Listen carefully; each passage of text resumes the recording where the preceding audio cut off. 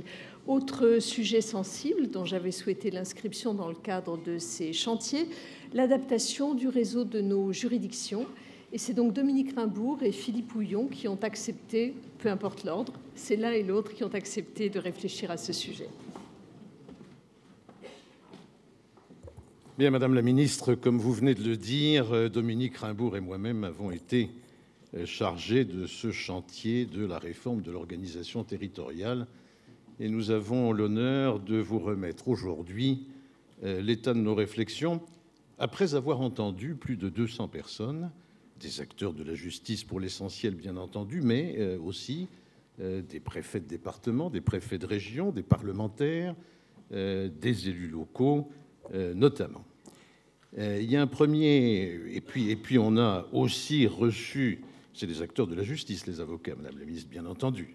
Quand je parle des acteurs de la justice, les magistrats, les avocats, on a entendu les huissiers, dont j'ai vu le président ici, etc. On a reçu aussi on a reçu et lu beaucoup de contributions écrites. Et il y a un premier constat, c'est que la réforme de la carte de 2007 marque encore fortement les esprits et beaucoup d'inquiétudes à l'occasion du chantier dont nous étions chargés se sont manifestées. Beaucoup de nos interlocuteurs, par ailleurs, nous ont dit « mais le ministère de la Justice, c'est l'État, et l'État doit aussi s'occuper d'aménagement du territoire, donc ne touchez pas trop à nos juridictions ». On a entendu ça, donc il y avait une inquiétude qui s'est exprimée.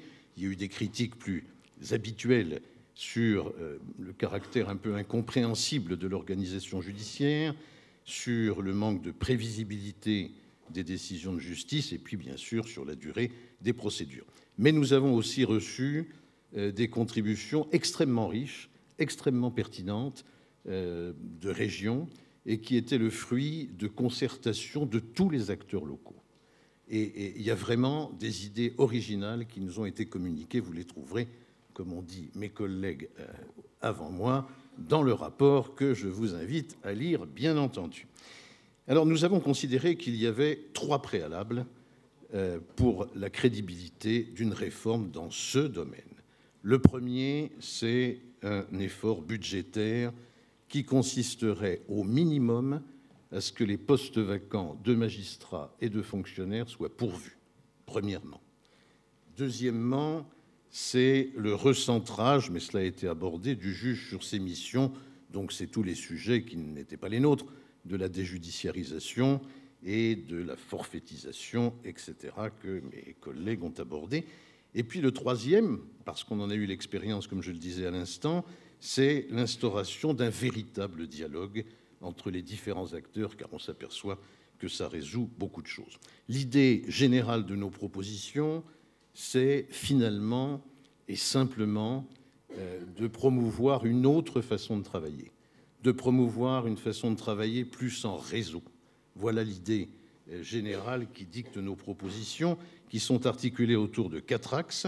D'abord, appréhender l'organisation dans sa globalité, ça veut dire juridictionnelle, oui, mais aussi administrative et budgétaire. Conjuguer en même temps la proximité et la spécialisation, garantir le maillage territorial et renforcer la lisibilité de la justice par une harmonisation de ses pratiques et une meilleure prévisibilité de la jurisprudence. Nous avons essayé d'appliquer ces principes aux cours d'appel et nous vous proposons ceci. D'abord, le maintien de toutes les cours d'appel, mais la mise en cohérence de ces cours d'appel avec l'organisation administrative régionale. Ça veut dire que les ressorts devront, sauf exception, car il y a des cas difficiles, mais devront, sauf exception, correspondre aux limites de la région. Nous vous proposons d'attribuer à une cour d'appel par région un rôle de coordination et d'animation régionale. Tout cela est décliné, ce que ça veut dire est décliné dans le rapport. Donc une cour d'appel par région avec ce rôle d'animation et de coordination. Le pilotage de la gestion budgétaire par cette cour régionale, c'est-à-dire cette cour sera BOP, elle aura le SAR et le CORUS pour la région, mais maintien d'une gestion administrative de proximité, c'est-à-dire les UO actuels, dans les autres cours d'appel qui sont donc intégralement maintenus. Nous vous proposons la détermination d'un socle commun de compétences juridictionnelles commun à toutes les cours de la région et la répartition des compétences spécialisées entre toutes les cours d'une région après une concertation régionale et ensuite un texte réglementaire évidemment. Et enfin, et je laisse la parole immédiatement à Dominique Raimbourg, et enfin, nous vous proposons de travailler sur ce qu'on a appelé une procédure de délestage. C'est l'idée que vous trouverez détaillée dans notre rapport, mais je ne veux pas être trop long. C'est l'idée qu'à l'intérieur d'une région, avec une cour qui a un rôle d'animation, toutes les autres cours qui conservent les compétences de droit commun et des spécialisations réparties dans les cours de cette région, eh bien, on puisse évaluer, rôle d'animation et de coordination, on puisse évaluer les charges de travail et éventuellement les adapter d'une cour à l'autre avec une procédure qui devra offrir évidemment suffisamment de garanties, mais qui permettra en même temps ce délestage et donc la réduction des délais. Et je passe la parole à Dominique. Merci, Madame la Ministre, Mesdames, Messieurs.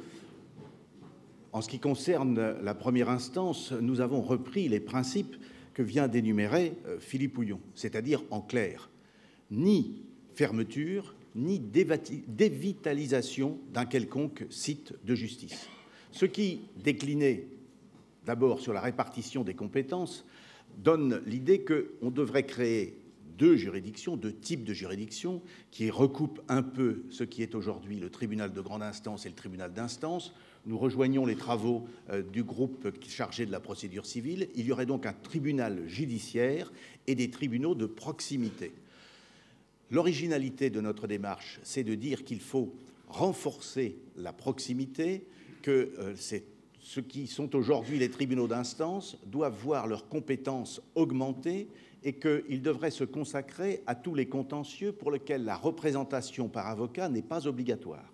Ce qui signifie en clair qu'ils devraient récupérer le juge aux affaires familiales post-divorce, qu'ils devraient pouvoir également récupérer le pénal à juge unique, où la représentation d'avocat n'est pas obligatoire. Nous n'avons pas totalement expertisé les conséquences immobilières sur les 300 tribunaux d'instance existants dans le pays et en métropole. À ce sujet, nous faisons une petite réserve, parce que dans le temps qui nous était imparti, nous n'avons pas eu le temps de nous pencher sur l'outre-mer qui a des spécificités très particulières. Nous nous sommes donc concentrés sur la métropole, sur l'Hexagone, avec la Corse, sans prendre en considération l'outre-mer qui doit bénéficier d'un examen tout à fait particulier. Mais sur les 300 tribunaux d'instance, 154 sont logés dans les locaux des tribunaux de grande instance, ce qui ne posera pas de question immobilière. La question pourra se poser évidemment pour savoir si l'alourdissement de ces contentieux, l'augmentation de leur charge de travail ne correspond pas à des dépenses immobilières pour pouvoir recevoir les justiciables et les professionnels de justice.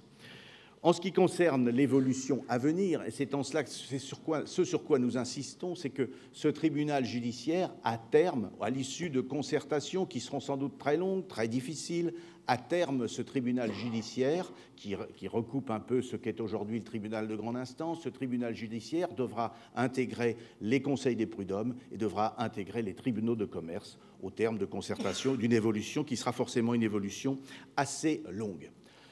Cette répartition des contentieux étant exposée, nous nous sommes attaqués à une question qui est la cohérence départementale. C'est-à-dire que nous nous sommes posés au niveau du département la même question que celle qui nous était posée au niveau de la région. Et nous avons pensé que le département, compte tenu de la taille des régions, avait de l'avenir devant lui, contrairement à ce qui a été pronostiqué. Et nous avons essayé de prendre en considération cet avenir et nous avons essayé d'organiser une cohérence entre l'activité judiciaire, l'organisation judiciaire et l'organisation départementale. Ça ne pose aucune difficulté dans 50 départements métropolitains sur 96, puisqu'il y a un seul tribunal de grande instance. La transformation en un tribunal judiciaire ne changera pas, et il y aura toujours un interlocuteur que sera le président du tribunal ou le procureur de la République face au préfet, à la gendarmerie, à la police, au conseil départemental en ce qui concerne la protection de l'enfance. La situation est un peu plus difficile dans les 35 départements dans lesquels il y a 2 tribunaux de grande instance et dans les 11 départements dans lesquels il y a plus de 2 tribunaux de grande instance. On monte jusqu'à 6 dans certains départements.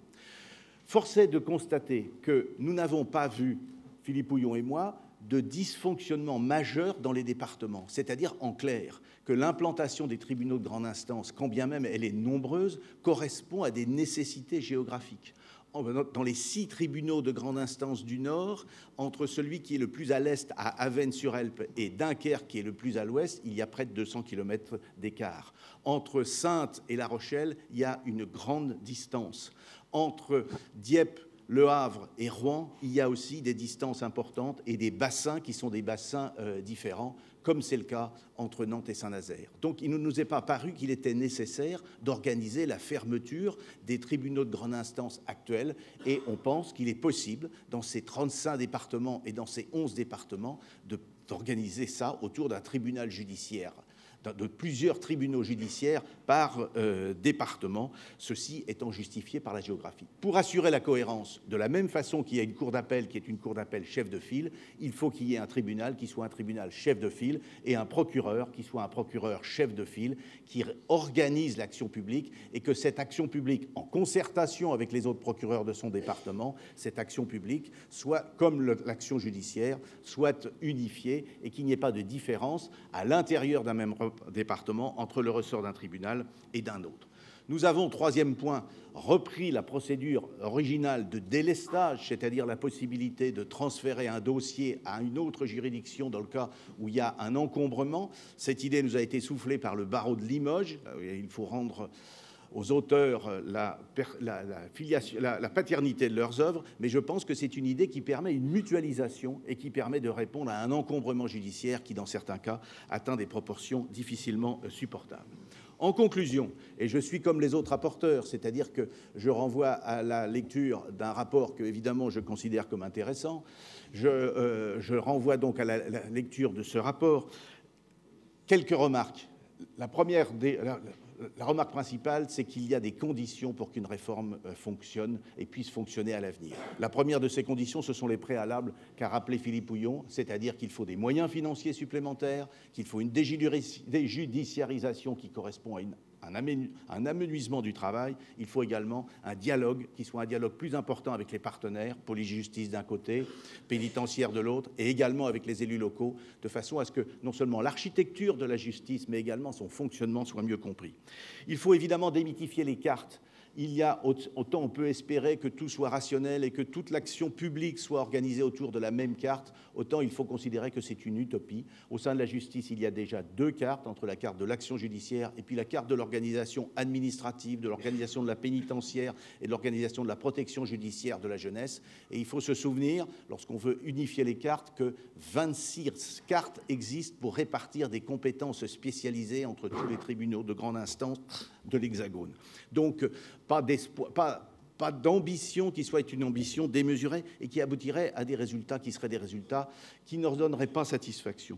Troisième point, c'est qu'il faut prendre en considération l'aménagement du territoire. Ceci nous a été rappelé à de multiples reprises et Philippe Houillon a rappelé combien la réforme de 2007 avait laissé des cicatrices qui aujourd'hui ne sont pas complètement fermées. Il ne faut pas surtout les réouvrir. Quatrième point, c'est l'importance du dialogue. C'est ce que nous avons dit tout à l'heure, un dialogue avec les partenaires habituels et puis dialogue aussi avec les élus locaux. Et enfin, cinquième point, il faut avoir une procédure et un projet qui permettent une évolution. Voilà, mesdames, messieurs, les conclusions de ce rapport, à la lecture duquel je vous renvoie et je vous remercie de votre attention.